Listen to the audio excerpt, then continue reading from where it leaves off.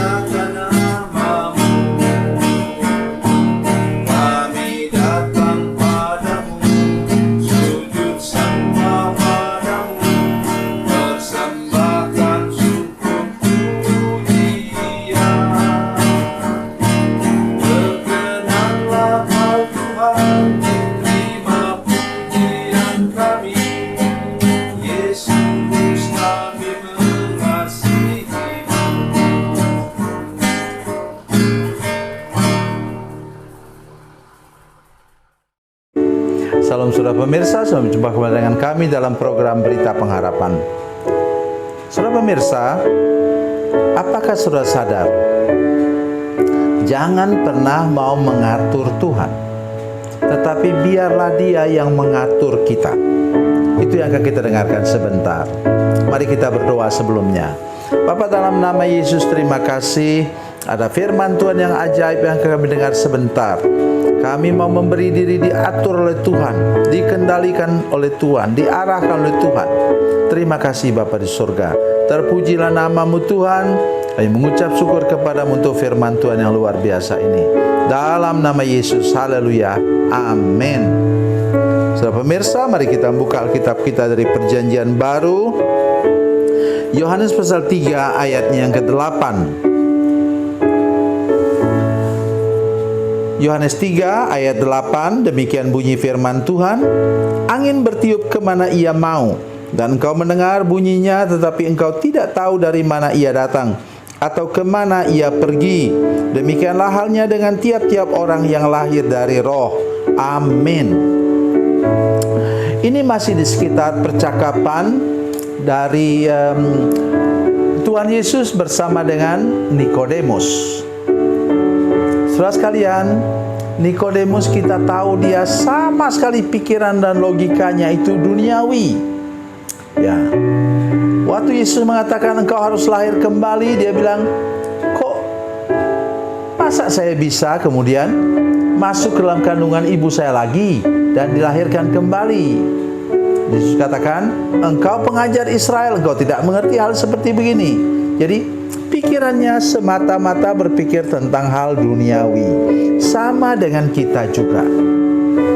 Boleh jadi sudah selesai kursus Alkitab, atau malah seorang sarjana teologi, tetapi pikiran sudah selalu berpusat pada hal-hal yang materi, yang duniawi, tidak berpikir sama sekali. Di dalam bagian firman Tuhan ini disebutkan, saudara sekalian, bahwa angin bertiup kemana ia mau. Ia bicara tentang kapal layar. Jadi kapal layar itu, pada masa itu belum ada kapal bermesin, saudara sekalian. Jadi biarkan dia meniup hidup kita. Janganlah kita yang meniup Roh Kudus. Maksudnya mengatur-atur dia. Tidak bisa begitu. Dalam Yehezkiel pasal 47 dikatakan di sana bahwa sungai air hidup itu yang melukiskan juga tentang Roh Kudus.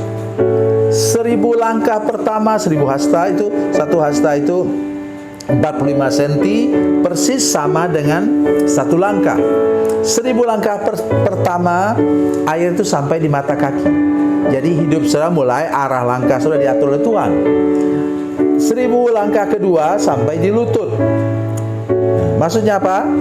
Sudah mulai belajar berlutut di hadapan Tuhan, berdoa, berserah penuh kepada Tuhan. 1000 langkah ketiga sampai di pinggang. Artinya saudara mulai dikendalikan penuh oleh Tuhan. Tapi belum penuh benar, baru sampai di pinggang.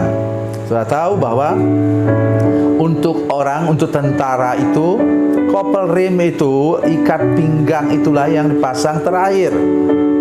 Sudah semua dipasang, itu dipasang terakhir, siap gerak untuk maju berperang.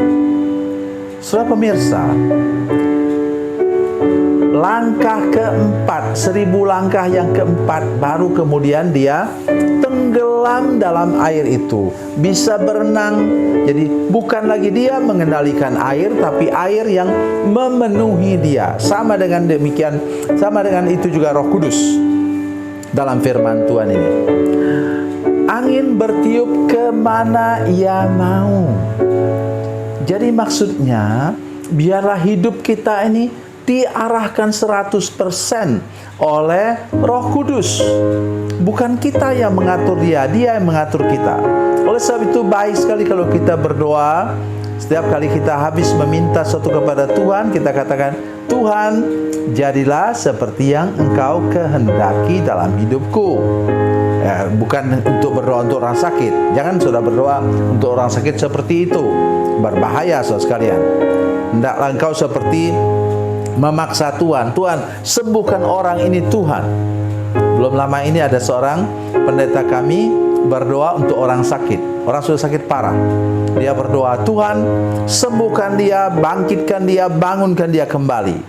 Selesai mereka berdoa, orang itu meninggal. Kok bisa ya? Tentu karena dia berdoa sesuai dengan firman Tuhan. Karena kita belum pernah ketemu dalam Alkitab Tuhan Yesus berdoa supaya orang meninggal, kan? Jadi jangan salah paham. Oke, jadi kita dipimpin oleh Tuhan. Pertama tadi seperti kapal layar, ditiup oleh angin kepada tujuan. Roh Kudus menolong kita saudara sekalian supaya Dia arahkan, Roh Kudus arahkan untuk sampai kepada tujuan hidup kita. Pertama, tujuan rumah tangga. Sudah melihat misalnya ketika sesudah Filipus membaptis itu sida-sida Ethiopia itu saudara sekalian, kemudian dia hilang, diangkat oleh Tuhan dan sampailah dia ke Asdod, ke Gaza sana. Ya. Kenapa begitu ya? Kok Tuhan aneh nih? Kok tidak boleh dia ikut pergi ke sana? Sudah tahu bahwa itu disebut sebagai yunak. Yunak itu orang yang dikebiri supaya dia bisa berjaga di sekitar istana. Nah, khawatirnya kalau kemudian itu dibawa oleh sida-sida Ethiopia ke sana, mungkin dia juga mau dijadikan yunak karena dia harus menjadi menteri misalnya. Gitu. Tapi sudah tahu, sesudah dari situ dia dari Asdod itu dia kemudian terus berjalan sampai memberitakan Injil sampai dia di Kaisaria. Di sana dia ketemu dengan gadis pujaannya, kemudian melahirkan anak-anak yang kemudian menjadi nabiah. Luar biasa sekalian. Itulah pimpinan Roh Kudus untuk kita. Begitu juga pimpinan Roh Kudus. Minta Roh Kudus pimpin engkau dalam usaha dan bisnis. Minta Roh Kudus pimpin engkau dalam karier dan profesimu, supaya engkau sampai kepada tujuan seperti kapal layar tadi yang dihembuskan angin sampai ke tempat tujuan. Jangan pernah berhenti di tengah jalan. Jangan pernah berpikir bahwa arah ini salah, padahal sudah tahu betul sekarang sudah dipimpin penuh oleh Roh Kudus. Mari mulai hari ini lebih berharap lagi kepada Roh Kudus untuk memimpin hidupmu seperti kapal layar yang akhirnya sampai ke tempat tujuan. Tuhan Yesus memberkati, Tuhan Yesus baik. Mari kita berdoa. Bapa, dalam nama Yesus, terima kasih banyak untuk kebenaran firman Tuhan ini. Tolong kami semua para pemirsa untuk mau dipimpin oleh Roh Kudus, dan tidak ada seorang pun yang melawan kehendak Tuhan, rencana Tuhan dalam hidupnya. Dalam nama Yesus, haleluya, amin.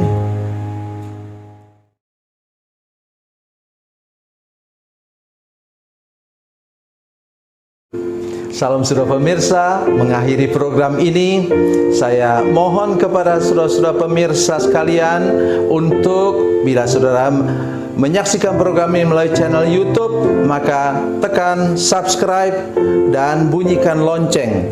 Dan bila saudara menyaksikan program ini melalui channel Facebook, tolong saudara-saudara sekalian tekan like dan juga komen.